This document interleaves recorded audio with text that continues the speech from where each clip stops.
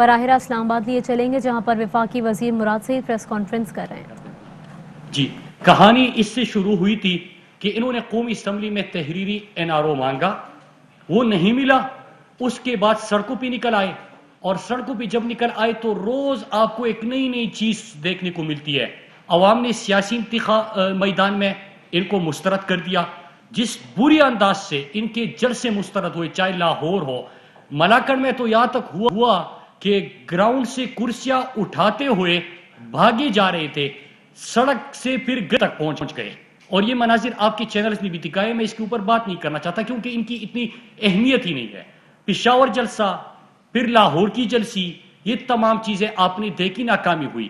گلگت بلتستان انتخابات، بری طرح عوام نے ان کو مسترد کر دیا۔ اب یہ NRO مانگا تھا۔ میں موٹی چیز اس جلدی آپ کو بتا دوں۔ Section 2، section 4، section 6، section 7، section 11، section 5، section 21، section 9، ان تمام میں انہوں نے نیب کے 34 نکات میں سے ان کو ختم کرنے کا کہا، اور یہ بہت زیادہ ہے۔ لیکن بینیفیشریز کے کون تھے، کس کے کیسز چل رہے ہیں؟ پہلا سیکشن شہباز شریف، نواز شریف، خواجہ آصف، جاوید لطیف، رانا ثناء اللہ، زرداری، پھر شاہد خاقان عباسی، احسن اقبال، مراد علی شاہ، شہباز شریف، نواز شریف، پھر اس کے بعد بھی وہی چہرے، انور مجید ایڈ ہو گئے ادھر، اس میں بھی انور مجید اور زرداری۔ یہ تمام چیزیں کہ یہ کیسز جو چل رہے ہیں ان کو ختم کر دے اور NRO دے دے، یہ نہیں ملا، سڑکوں پہ نکل آئے۔ پھر جب یہ ڈرامہ ان کا عوام نے مسترد کر دیا تو ابھی کل آپ نے ایک سرکس دیکھا، اور وہی سوال کسی نے پوچھا ہی نہیں کہ کل ان کو کیا کرنا تھا۔ ان کو الیکشن کمیشن میں رسیدیں جمع کرنی تھی۔ 24 ستمبر کا فیصلہ ہے الیکشن کمیشن کا کہ ان دو جماعتوں نے، نون لیگ اور پیپلز پارٹی نے اپنا ریکارڈ جمع نہیں کیا، اپنا ریکارڈ انہوں نے جمع نہیں کیا۔ جب انہوں نے ریکارڈ جمع نہیں کیا تو 6 ہفتے کی ان کو مہلت ملی کہ 6 ہفتے کے اندر، مطلب 5 نومبر تک آپ نے اپنا ریکارڈ جمع کرنا ہے۔ جب یہ ریکارڈ وہاں پہ بھی جمع نہیں ہوا، انہوں نے رسیدیں دکھانی تھی، رسیدیں تو چھوڑے، پیپلز پارٹی نے ابھی تک وہ سرٹیفکیٹ ہی جمع نہیں کیا کہ ہمیں فارن فنڈنگ اور ممنوعہ فنڈنگ نہیں ہوئی۔ اب یہ کیوں ڈر رہے ہیں؟ جس کے اوپر بحث ہی نہیں کہ پتہ نہیں کہ تحریک انصاف سے کوئی سوال ہے، سوال ان سے، فیصلہ ان کے حوالے سے، 6 ہفتے میں ریکارڈ انہوں نے جمع کرنا، بگ یہ رہے، رسیدیں یہ نہیں دکھا رہے، ریکارڈ ان کے پاس نہیں۔ خوف کس چیز کا ہے؟ یہ آپ کو ایک اور پاناما نظر آئے گا، اور اس میں کیا ہے؟ اس میں ڈر کس چیز کا ہے کہ زرداری نے جو یہودی لابی کا سیگل، فنڈنگ سامنے آ جائے گی۔ نمبر 2، جو امریکہ اور برطانیہ میں کمپنیاں بنائی گئی وہ سامنے آ جائے گی۔ انہوں نے باقی جو کرتوت ان کے آپ کے سامنے ہیں کہ انہوں نے پارٹی کو بھی منی لانڈرنگ کے لیے استعمال کیا اور فرنٹ کمپنی کے طور پہ استعمال کیا، وہ چیزیں سامنے آ جائے گی۔ پھر اس کے ساتھ ساتھ پیپلز پارٹی نے جو فارن کمپنی سے الیکشن کمپین کے لیے پیسے لیے، وہ چیزیں سامنے آ جائے گی۔ ابھی تو میں نے اسامہ بن لادن والے پیسوں کا ذکر ہی نہیں کیا، اب تو میں جو مولانا فضل الرحمان کو جہاں سے پیسے ملتے ہیں اس کا ذکر ہی نہیں کیا، جو زرداری کو باہر سے فارن کمپنی سے ان کے الیکشن کمپین کے لیے پیسے ملے اس کا ذکر نہیں کیا۔ لیکن یہ جو ڈاکومنٹس میرے ہاتھ میں ہے اور یہ فیصلہ بھی ہے، اس میں ایک اور چیز کہ جعلی اکاؤنٹس کی طرح جو فرزند زرداری ہے اس کے الیکشن کمپین پہ جو پیسہ لگا اس کا بھی ریکارڈ نہیں۔ پھر بعد میں پتہ چلا تھا نا جعلی اکاؤنٹ سے کہ ان کے سفری اخراجات، ان کے کھانے، ان کی تمام چیزیں فیک اکاؤنٹ سے جمع ہو رہی تھی۔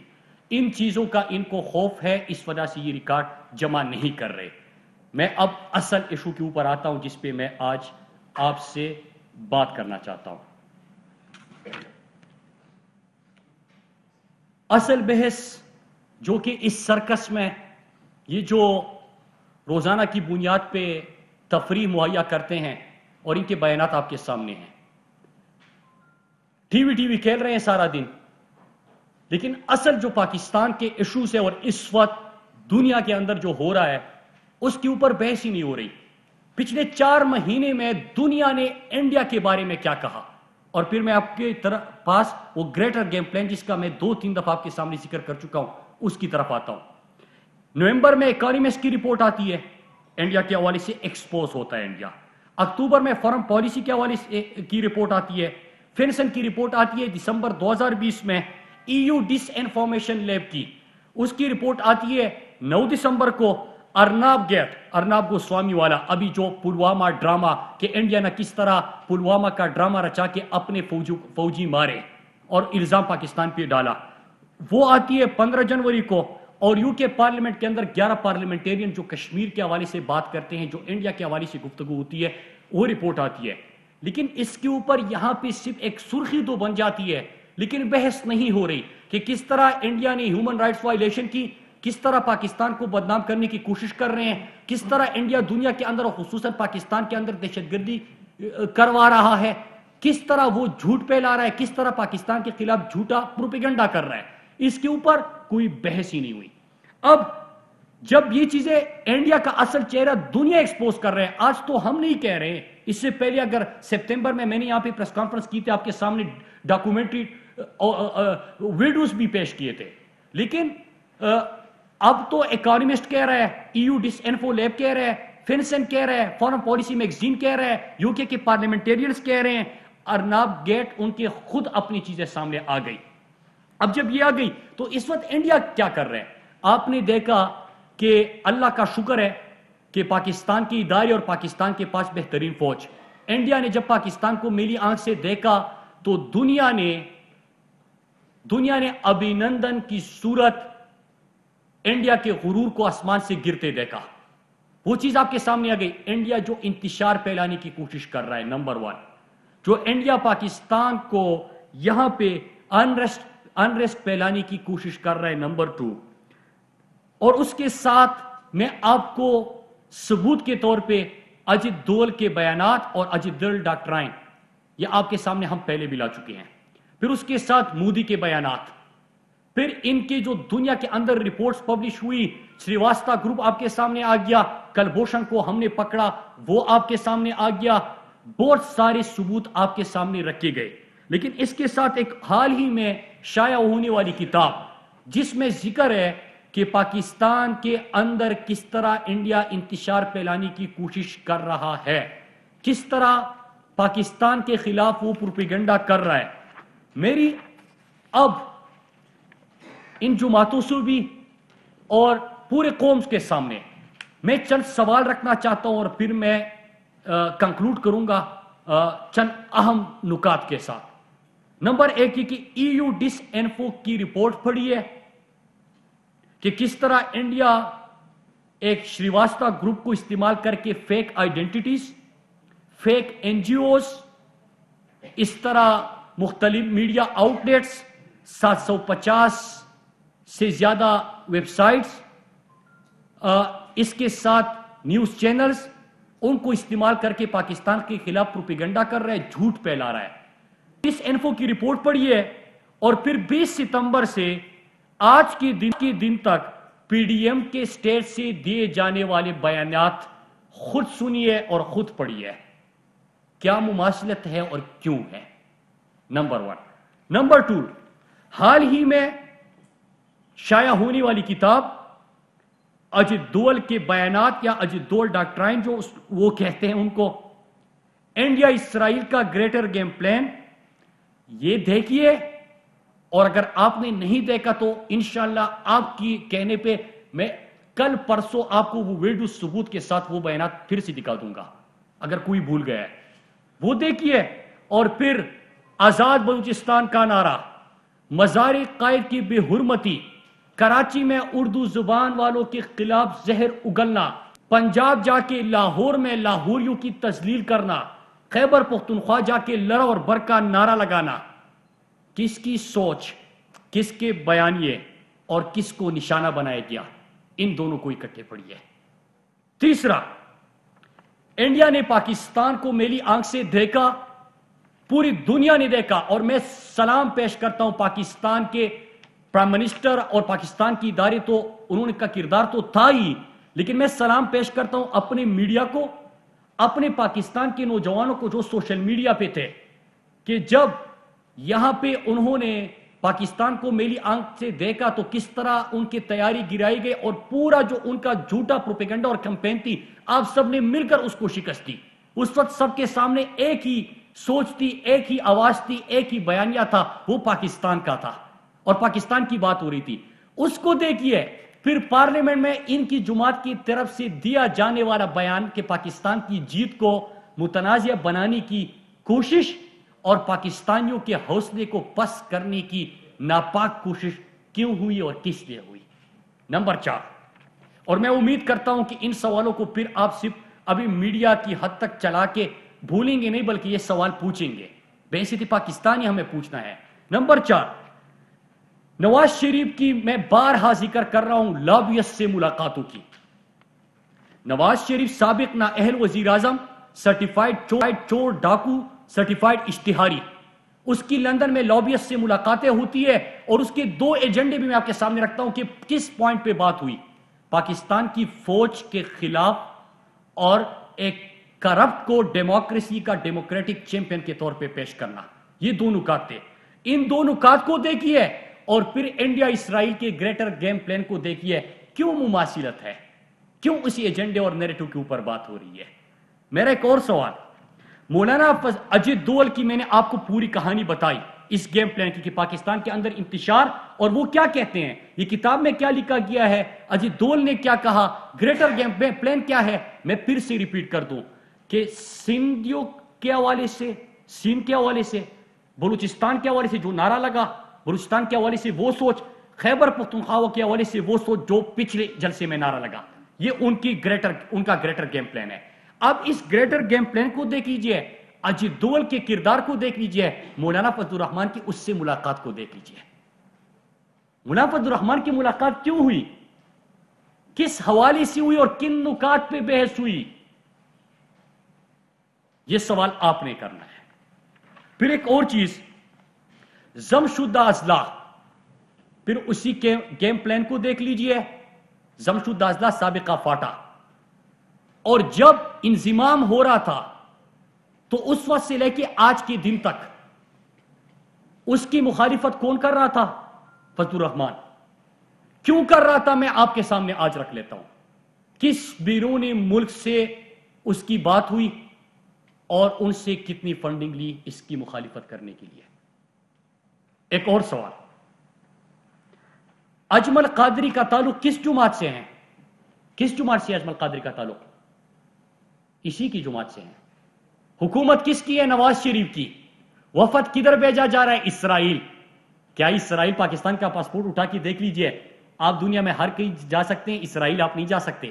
اسرائیل کے ساتھ ہمارا نہ کوئی تعلق, اور اسرائیل کے حوالے سے عمران خان کا موقف وہی ہے جو قائد کا موقف تھا. اور عمران خان نے تو اس میں عقیدے کی بات کی کہ میں اپنے اللہ کو کیا جواب دوں گا, فلسطین کی بات کرنی ہے, فلسطین کی آزادی کی بات کرنی ہے. آپ نے وہ بیانات بارہا سنے, اور انٹرنیشنل فورمز پہ پہلی دفعہ فلسطینیوں کی, کشمیر کے ساتھ فلسطینیوں کا مقدمہ عمران خان لے کے گئے. آپ نے خود UN کی اسپیچ سنی ہوگی. تو اجمل قادری کا تعلق کس جماعت سے, اور کیوں نواز شریف نے وفد اسرائیل بھیجا, اسرائیل سے استوار کرنے کی کوشش کی, اور اجمل قادری کا تو خود اعتراف آ گیا ہے, تو اس کے بعد کیا کوئی سوال بچتا ہے؟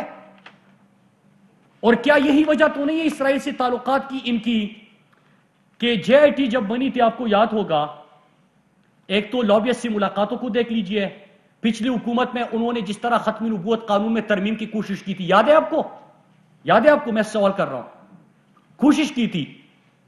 اور اللہ کا شکر ہے کہ پاکستانی قوم, ہم سب مسلمان ہیں, ختم نبوت کے عقیدے پہ ہمارا ایمان ہے, وہ نہیں ہونے دیا. لیکن وہ کوشش دیکھ لیجئے, لابیست سے ملاقاتیں دیکھ لیجئے, پھر یہ گریٹر گیم پلان میں ان کا کردار دیکھ لیجئے, اور JIT رپورٹ پڑھیے. حسن نواز کے حوالے سے اور ارشد شریف نے اس کے حوالے سے بڑا پروگرام بھی کیا تھا, تمام ثبوت بھی پیش کیے تھے. جو حسن نواز کی کمپنی ہے اس میں 2 حصے دار, ایک کمپنیوں کے جو ڈائریکٹر ہے وہ یہودی ہے. نمبر 2, یہودیوں کی ایک اور کمپنی ٹیمپل سیکرٹریز ہے کہ سیکرٹریز ہے, حسن نواز کی کمپنی شراکت دار ہے ان کی. ڈیوڈ پرل 1994 سے 2011 تک ٹیمپل یہ جو کمپنی ہے اس کا مالک تھا.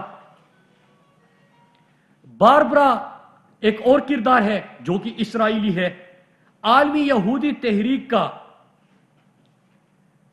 جو سالیڈریٹی کمپین ہے اس کے نہ صرف ڈائریکٹر حسن نواز کی شراکت داروں کے اور ان کی کمپنی اس کی میں ذکر کر رہا ہوں جو ان کی کمپنیوں میں ڈائریکٹرز ہے یا شراکت دار ہے وہ بھی اسرائیلی، بلکہ اس کے ساتھ ساتھ یہ یہودی جو تنظیمیں ہیں جو ان کی چیریٹی کے کام کرتے باقی کام کرتے 7 آرگنائزیشن کے ساتھ جو اس کی کمپنیوں میں کام کر رہے ہیں شراکت دار ہے یا ڈائریکٹرز ہیں وہ وہاں پہ یہودیوں کے لیے پوری دنیا کے اندر مہم چلاتے ہیں. کیا اس کی وجہ یہ تھی؟ کیا اس کی وجہ یہ تھی کہ عبد الباسط نے جو کہا تھا کہ نواز شریف کے صاحبزادوں کے فون آتے تھے کہ سجن جندال کو ویزا جاری کر دے اور ان کے دوستوں کو ویزا جاری کر دے، ہمارے کاروباری تعلقات ہیں. کیا اس کی وجہ وہی ہے کہ انہوں نے کس طرح سابقہ فورن سیکٹری نے خود بیان دیا، میں نہیں کہہ رہا، اس نے کہا کہ ہمیں نواز شریف کی طرف سے فون آتا تھا کہ آپ نے ان کے حوالے سے انڈیا اور یہ جو لابی ہے ان کے حوالے سے آپ لوگوں نے کوئی بیان نہیں جاری کرنا. کیا یہی وجہ ہے؟ تو میں آج یہ چند سوال چھوڑ کے جا رہا ہوں اور میں آخر میں پوری قوم سے ایک دفعہ پھر کہ اگر فورن پالیسی کی آج رپورٹ آ رہی ہے، ایو ڈس انفو کی رپورٹ آ رہی ہے، اکانومسٹ کی رپورٹ آ رہی ہے، ارناب گیٹ تو خیر وہ تو دنیا کے سامنے بری طرح ایکسپوز ہو گئے، لیکن یہ جو تمام چیزیں ہو رہی ہے یہ کیا پہلے سے ایو ڈس انفو لیب شریواستہ گروپ کب سے متحرک تھا؟ 15 سال سے تھا. ہمارے اداروں نے ہمیشہ سے ان کے مہم جوئی کو، ان کے ناپاک عزائم کو خاک میں ملایا، لیکن اگر 15 سال سے تھا تو آج یہ چیزیں کیوں آ رہی ہے اور پہلے اس کے اوپر بحث کیوں نہیں ہو رہی تھی؟ سوال پوچھئے. فرق ہے، فرق یہ کہ آج عمران خان ملک کا وزیر اعظم ہے. عمران خان کا کوئی پاناما اقامہ نہیں ہے، عمران خان کے کوئی ایسی کمپنیاں نہیں ہیں جس میں یہودی شریک ہو، جس کے ڈائریکٹر یہودی ہو. عمران خان کی کوئی بزنس انٹرسٹ نہیں ہے کہ اسرائیل سے آپ سامان منگوائے، اسرائیل سے اس کے لیے تعلقات رکھے. عمران خان کا ایک ہی مقصد ہے، عمران خان جنگ لڑ رہا ہے پاکستان کی اور پاکستانی قوم کی. جو عمران خان نے کمٹمنٹ کی تھی پہلے کیوں نہیں ہوا؟ کیوں 54 سال تک یو این سیکیورٹی کونسل میں کشمیر کے اوپر بحث نہیں ہوئی؟ سوال پوچھیں، ہم سوال پوچھیں گے. 54 سال تک اس لیے بحث نہیں ہوئی کہ آپ کی بات جائیدادیں بنا رہے تھے، آپ ان سے تعلقات استوار کر رہے تھے، آپ کا پاناما بھی تھا، اقامہ بھی تھا، آپ ان کے ساتھ بزنس انٹرسٹ تھے. یہ میں نہیں کہہ رہا. آپ عبد الباسط صاحب جو انڈیا میں پاکستان کے ہائی کمشنر تھے اس نے کہا کہ ہمیں رات کو فون آتا تھا، کس کا؟ حسن اور حسین کا، کہ فلاں فلاں کو ویزا جاری کر دو. اس کی ثبوت کیا ہے؟ کیا سب نے سجن جندال کو آپ نے بغیر ویزا کے پاکستان آتے نہیں دیکھا؟ کیا مری میں ان کی ملاقاتوں کے بعد جب آپ نے میڈیا نے سوال پوچھا تو یہی صاحبزادی اور نواز شریف نہیں کہہ رہے تھے کہ ہمارے تو ظاہری تعلقات ہیں؟ کیا آپ نے نواز شریف کی شادی پہ مودی کو بلاتے نہیں دیکھا؟ کیا آپ نے برکا دت کی کتاب نہیں پڑھی کہ کس طرح کٹمنڈو میں سب سے چھپ کے مودی سے ملاقات ہوتی ہے ان کی؟ کیا آپ نے وہ نہیں پڑھی؟ کیا آپ نے حریت رہنماؤں کی وہ فریاد نہیں سنی؟ حریت رہنما کشمیر کے حریت رہنما کہ جب یہ انڈیا جاتا ہے تو بزنس مین سے تو ملاقات کرتا ہے لیکن حریت رہنماؤں سے ملاقاتوں سے انکار ہوتا ہے. لیکن جب عمران خان آتا ہے تو کشمیر کا سفیر بن جاتا ہے.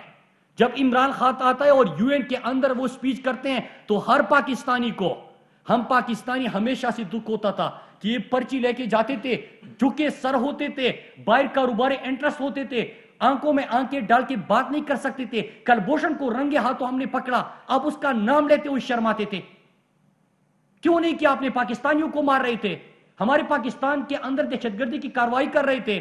ہم نے 7,000 سے زیادہ سیکیورٹی کے اہلکار شہید ہوئے، 80,000 ہمارے پاکستانی بھائی شہید ہوئے. آپ خاموش تھے، اس لیے خاموش تھے کہ آپ کے یہ انٹرسٹ تھے. اور عمران خان جب ایاک نعبد و ایاک نستعین سے یو این میں سپیچ کا آغاز کرتے ہیں ہر پاکستانی اور ہر مسلمان کا سر فخر سے بلند ہوتا ہے. جب وہ ریاست مدینہ کی بات کرتے ہیں، ختم نبوت کے قانون میں تو آپ نے ترمیم کی کوشش کی. عمران خان نے دنیا کو آئینہ دکھایا کہ ناموس رسالت صلی اللہ علیہ وآلہ وسلم کے حوالے سے، ختم نبوت کے حوالے سے عمران خان نے پوری دنیا کو آگاہ کیا. کس طرح یورپ پاکستان اربہ مسلمانوں کی دل آزاری کرتا ہے اظہاری رائے کی آزادی کے نام پہ. عمران خان نے وہ دنیا کے سامنے رکھا. عمران خان نے فلسطین کا ذکر کیا. عمران خان کشمیر کے سفیر بنے. نہ صرف یہ بلکہ آپ خیبر پختونخوا میں جب ہماری حکومت بنی، آپ کو یاد ہونا چاہیے کہ ناموسی رسالت صلی اللہ علیہ وسلم کے اوپر ہم نے کورس کا سلیبس کا حصہ بنایا. ہم نے تمام سکولوں میں نماز کے وقت استاد اور اسٹوڈنٹس اکٹھے نماز کی ادائیگی وہاں پہ شروع ہوئی. ہم نے وہاں پہ جتنے قانون سازی کی، ہم نے قرآن مجید کا تفسیر اور ترجمہ 10ویں جماعت تک لازم کر دیا.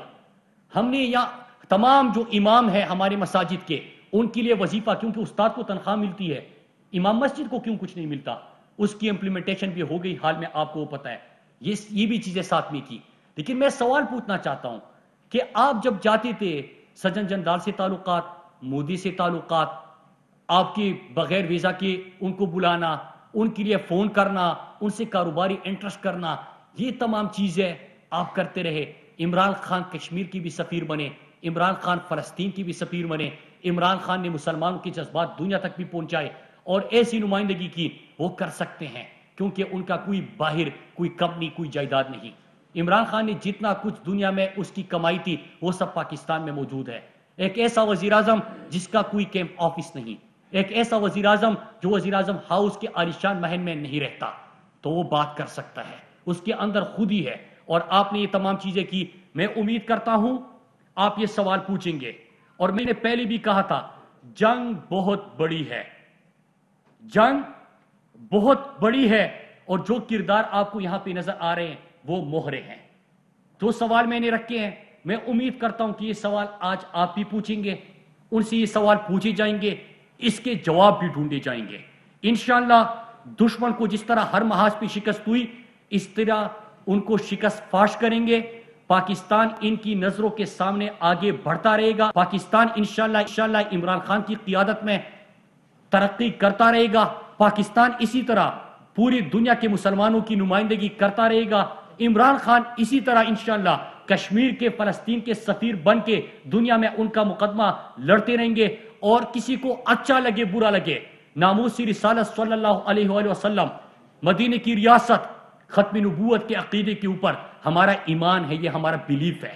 کسی کو اچھا لگے برا لگے، دنیا کے سامنے عمران خان یہ مقدمہ رکھتے رہیں گے، یہ بات کرتے رہیں گے. میں نے آپ سے ان کے بلوچستان جلسے سے پہلے ایک پریس کانفرنس کی تھی.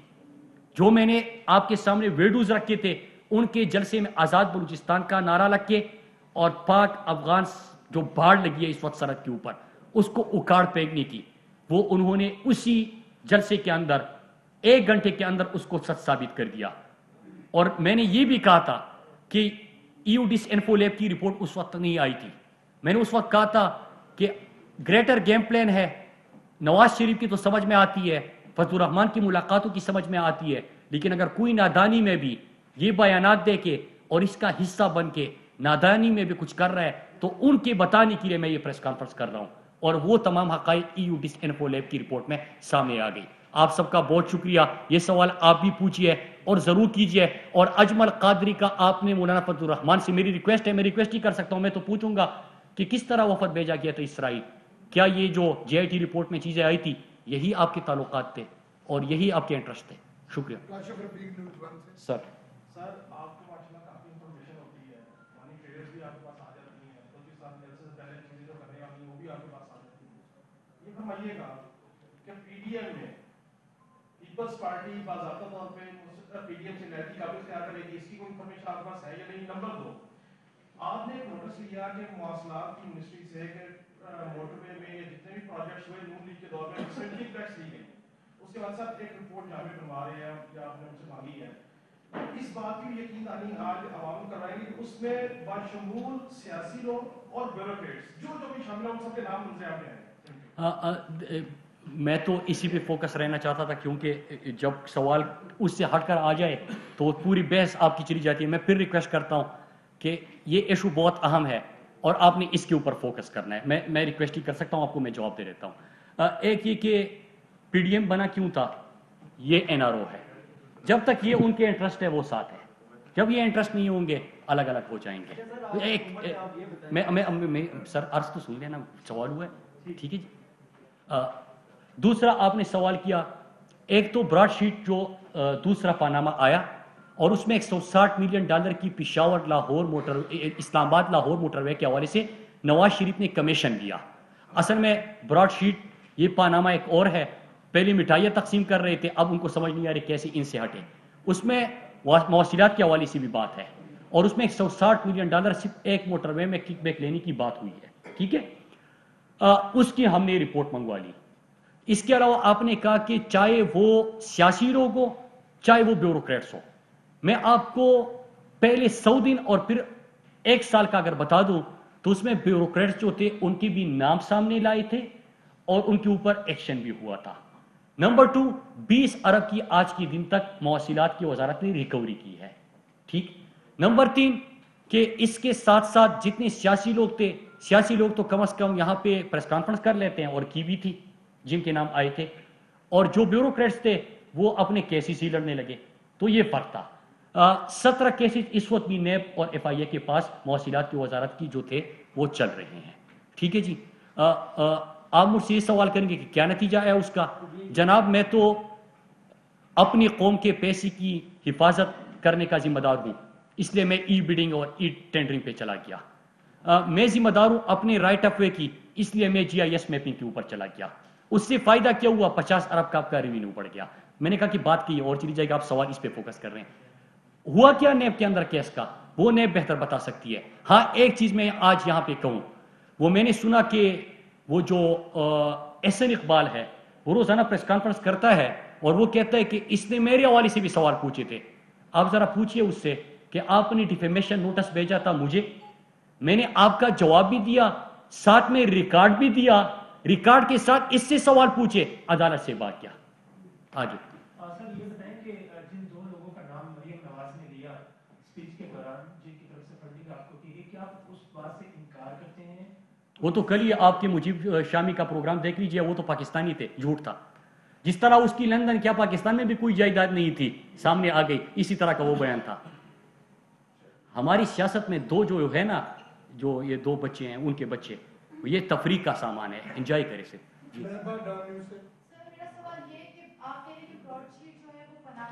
جی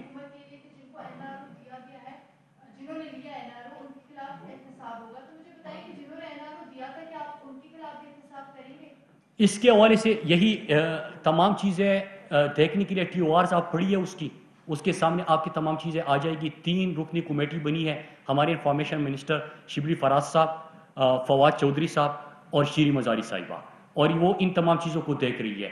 چونکہ میں تحریک انصاف کے احتساب کی جو سوچ ہے یا نعرہ نہیں ہے ہمارے لیے, ایمان کی حد تک ہم اس کے اوپر یقین کرتے ہیں. جو میری وزارت کے حوالے سے تھا میں نے رپورٹ اور فیصلہ لے لیا اور پہلے دن اس کے حوالے سے رپورٹ منگوا لی اور آپ کے سامنے رکھوں گا. Fly with PIA and save gold. Register now. Scan QR code and register yourself to get gold and loyalty benefits.